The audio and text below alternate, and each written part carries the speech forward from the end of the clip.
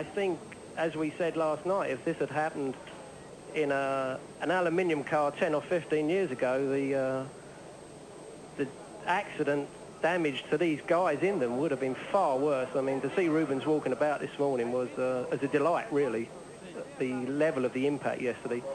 But it just goes to show how good these survival cells in cars are now, and progressing all the time. We will try and bring you news of Roland Ratzenberger's condition as soon as we get it into our commentary booth.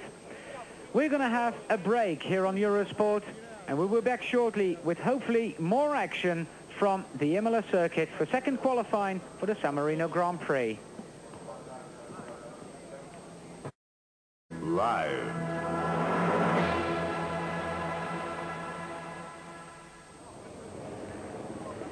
There's the car of, or the remains of the car of Roland Ratzenberger being taken away, and undoubtedly that will be examined very carefully by all the technical staff at Simtech. Well, John, I think we're, for the second day in a row, we're guessing what happened there. Well, it happened so quickly, and we've had only a brief look at it, and undoubtedly, as the car was just entering the Villeneuve curve, something appeared at the back of the car to fall onto the road. We can't tell what it is. It may have been that there was something on the circuit that his car went over, or it may be here you see again. Well, this is a different view looking further down the straight as the cars come out of the Tamburello corner, and everything appears to be totally normal as it comes down the straight, and we shall then probably cut on there. That's something, that was bodywork flying off the car. We just see it. Let's go back again. We can see that's more like, was that part of the wing, or is that just part of the side pod of the bodywork? It's, I reckon it's either the side pod or maybe the bodywork, the engine cover, John. But it looks very much like a side pod. Certainly something has come off that car, and that is what has caused the incident to commence. We're looking at the car, as we have said, very heavy impact indeed, but in essence, the integrity of that car, the chassis in which the driver is, in effect, cocooned, has stood up to it extremely well. There is, obviously, there we have a backward view, but, well, that's the wing you can just see on the ground. That's probably the consequence of the initial first impact, and the car now just dissipating energy all the way down, right down to the apex of the Tossa hairpin bend. Well, the medical center is where Roland Ratzenberger has been taken, and as we mentioned yesterday in the case of Rubens Barrichello, every major hospital, neurological, orthopedic, has been put on alert, because that is standard procedure for a Grand Prix. Professor Watkins himself is a neurosurgeon, and he has been in attendance at Grand Prix as the Formula One doctor from, I think it was 1978 when he first came, and very much at the instigation of Bernie Ecclestone. He felt that certainly in those days when there were accidents, very severe accidents, it would be important to have a medical service, a quality of medical service available to attend any driver in a shunt such as this. And then subsequently the whole medical side of Grand Prix has been developed and improved. Each circuit's got to have a self-contained medical center. They've got an operating theater in there. Surgeons and anesthetists are available if they are necessary. But in general terms, what is preferred is to get the driver back, stabilize him, and then transfer him to the particular hospital that would be required for the particular injury a driver may be suffering from. There's a truck going down to Tossa hairpin, probably to repair maybe a little bit of the wall or whatever damage there might be to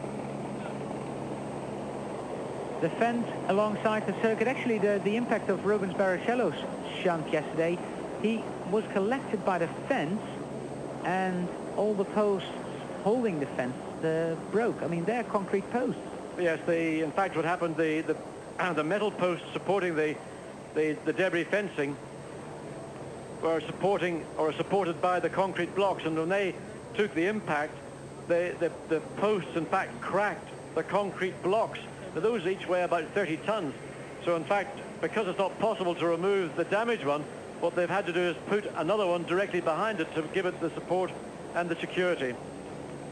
So a Grand Prix car, of course, it weighs around about 510 kilograms with maybe 30 or 40 litres of fuel plus a driver's weight, another 75 or so kilograms. So you're looking at an all-up weight of around 585, 590 kilograms, travelling at 190 miles an hour in the case of Ratzenberger. That's an enormous amount of energy. So when it hits something solid like a concrete wall, which at that part of the circuit was unprotected, it's obviously a major impact. Dave, we're all familiar now with carbon fiber monocoques in motor racing. There are Formula One teams out there that have carbon fiber suspension parts.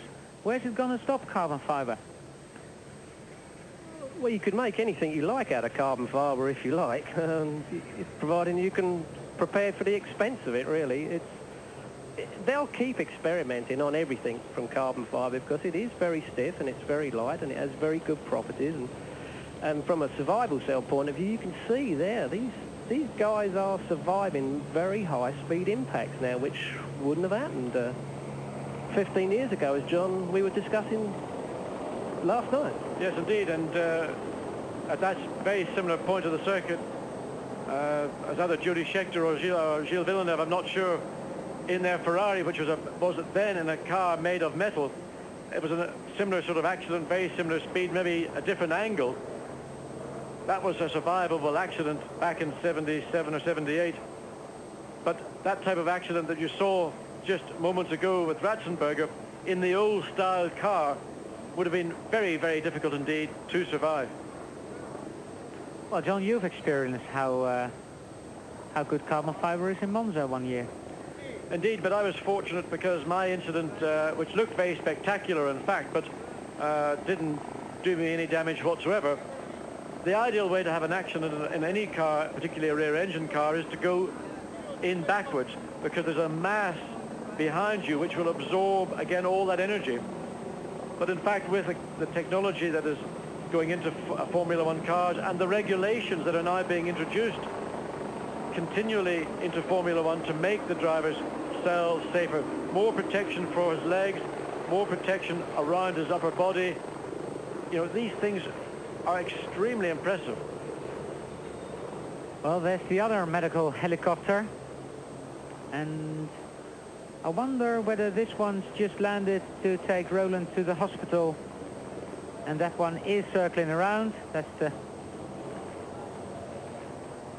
quite good I've got two. John, if the weather is staying like this, although the physical G-loads around corners might not be very tiring around here, it is going to be a very hard Grand Prix. There's a couple of times where you break from, let's say, over 300 kilometers an hour to under 100. So for people like JJ Lehto, it's going to be a very tough Grand Prix if the temperature stays like this. Well, generally the circuit isn't particularly physical. There's no corner where you've got extremely high loads, and we just see Ayrton Senna now going into one of the circuit cars. He's going to go down to have an inspection at the part of the circuit that this incident has taken place. And as a senior, or as the senior Grand Prix driver, it's in his interest to be clear and aware of what was responsible and what did take place, what is the condition of the circuit down at that point. So Senna on his way down to do that. Well, we see the course car, the Alfa Romeo. Senna in the passenger seat in the front, and now looking across to get an idea of what the trajectory of the incident was. And he's pointing, looking for skid marks or score marks. You know, when these incidents occur, there are always telltale signs somewhere around. It's important to find them and recognize them, and at least you can learn from them. Well, just behind you can see the remarks on the grass where the car traveled at extremely high speed from the track to that concrete wall.